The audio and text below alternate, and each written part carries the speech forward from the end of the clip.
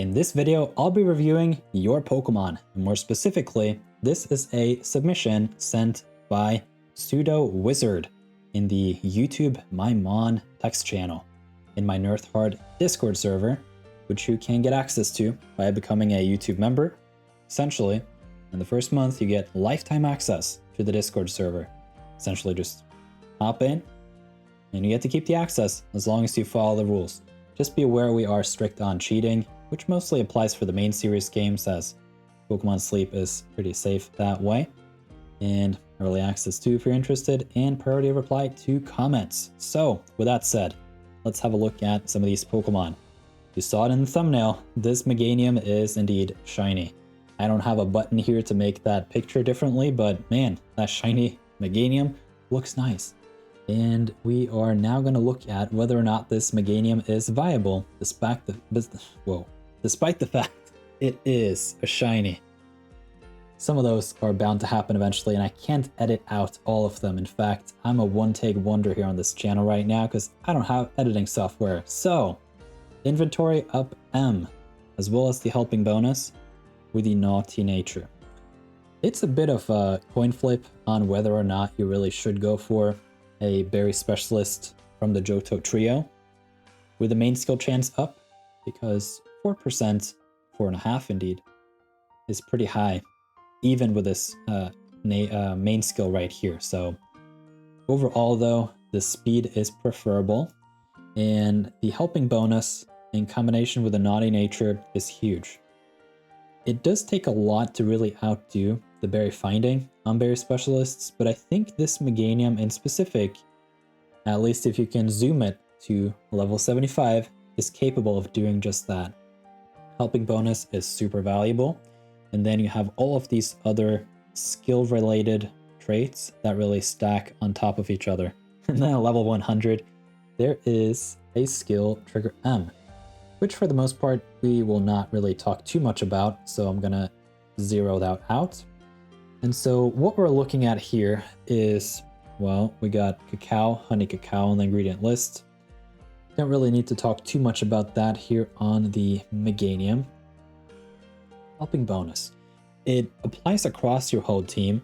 So let's, for example, say that PseudoWizard here has got a couple Meganium that are kind of like this, but maybe they have very finding instead and they got some good speed.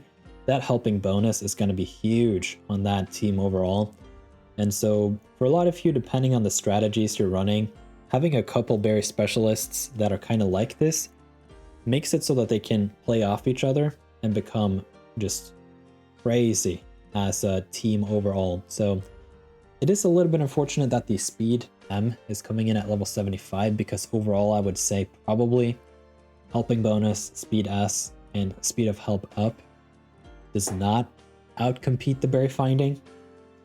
But here's the thing, this is a shiny Meganium. It's very, very viable, all things considered, and especially at level 75, which, if I'm not mistaken on the numbers, it's going to outdo just a base berry finding. And I mean, if I had found a berry finding shiny Chikorita, I would have also gone for it. So this is a pretty interesting find, and congratulations. Hope you can get it to level 75 eventually. Currently it is level 28, so that's a ways away, but pretty nice Pokemon indeed. Let's hop on to the next Pokemon, which is a Venusaur nicknamed Frogger. That's a funny nickname. This Venusaur I see is Mono Honey. It is level 27. That's fairly low actually. And let's see, it seems to have been evolved twice. We just have to look at some of these sub-skills. Whoa, we got a relaxed nature. Fairly neutral, I would say. Although EXP gains down can be a little bit of a bother at times. And then we're just gonna go through these one by one. So the first sub-skill is helping speed S. Unfortunately, it is clogged up by the helping speed M here, but it is there. So if you can wand this Venusaur to level 100, then yeah, that is pretty solid.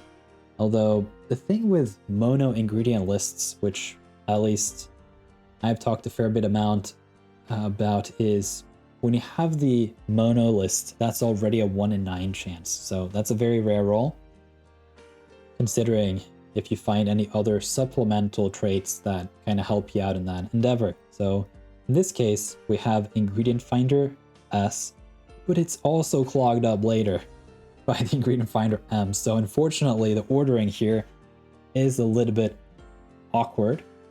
But here's the thing. This Venusaur has got helping bonus. And that kind of, like, you just have to look at this Venusaur twice then. What does this actually have? It has mono ingredient list, Venusaur A tier, maybe S tier. Probably S tier, I don't know. The honey output is crazy, so there can easily be an adjustment in the size of some of these dishes to really put Venusaur in favor. So anyway, it's got ingredient list of mono honey, huge. And then it's got fairly neutral nature, slightly negative, I would say, because you want to get to these sub skills that come in later, but it has helping bonus. And it's got some of those nice sub skills. We can see if we just zero these out, these two late ones, where are we at? 30% ingredient rate, pretty good. And we go back here and we have them back. So it's just a little bit of an awkward ordering, but overall it has what you want. And if you can wand this somehow to level 75 at least, that ingredient rate is going to be huge. And overall, it's not impossible that Venusaur will be getting an indirect buff from cooking in the future. It is one of the best ingredient specialists in terms of output. And yeah, it's always nice to see that mono honey. Seems to be evolved twice as mentioned earlier. Although the hours here, I think, are maybe 200. That's 28 in inventory. That matches. And so, pretty nice find overall. I would be pretty stoked. Like, if I found this, I'd be like, hell yeah. We got mono honey, helping bonus, ingredient finder S, and helping speed S. Like, let's go. And then for that long-term thingy, you can even get this to level 75 if you want, or 100. It's just going to keep getting better. And that's always a good thing. So, last Pokemon here, submitted by PseudoWizard, is a Raikou. It's been a while since we had a legendary Pokemon featured in one of these videos, but here we are. Raikou is up next. Let's see, we are going to zero out all of these and start from scratch.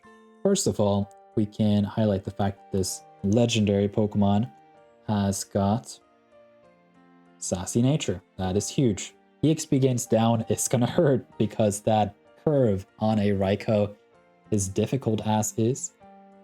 But overall, the following sub-skills here kind of make sense too. So it's got skill level up M, saves you 2 seeds, which is nice. And as long as some of these other sub-skills kind of work together with you, you're gonna be pretty happy. And so this is a pretty fast Raikou. Raikou to begin with is super fast, so it's kind of ridiculous. And then we have a skill trigger S coming in at level 75. It's going to take you a lot of work to get this to level 75, don't get me wrong. The current level is 30. It does not evolve, and it seems that the inventory is 23, so it's got less than 500 hours on it. At level 100, it's got inventory up L, which is pretty huge on these helper boost legendary Johto Pokemon. And so in a perfect world where you can just sub-skill seed to this one to skill trigger M and just magically get it to level 100, I think it's going to be very, very strong. So it just depends on your collection overall. Let's say you have a lot of really strong Raikous or just electric types in general, and maybe having an overstacking strategy with those as a general thing, and you get some experience overnight. Maybe have a couple Pokemon with Sleep EXP bonus. That would really help out this Raikou. Then level 75 is not impossible. It may just take you 1 to 2 years, but I mean, it is a legendary Pokemon, and those are hard to come by. They're expensive, and they're strong if used under the right circumstances. Now, your wonder luck here is if the old gold power plant has electric type berry, then the viability of this Raikou just goes through the roof. And particularly if you can use that Raikou team at old gold power plant to get your drowsy power up to the point where maybe Raikou is encounterable there, and you find those nice candies from the Raikou encounters. Who knows? So a lot of interesting stuff here going on with the Raikou. I have no idea how to pronounce that nickname, so I'm not even going to try. But overall, these are some pretty solid Pokemon, and I'm pretty happy for you. So I hope you enjoyed this breakdown, PseudoWizard. And for everyone else, you can give this video a big thumbs up. Let's see if let's do a full-on New Year's Eve in this video.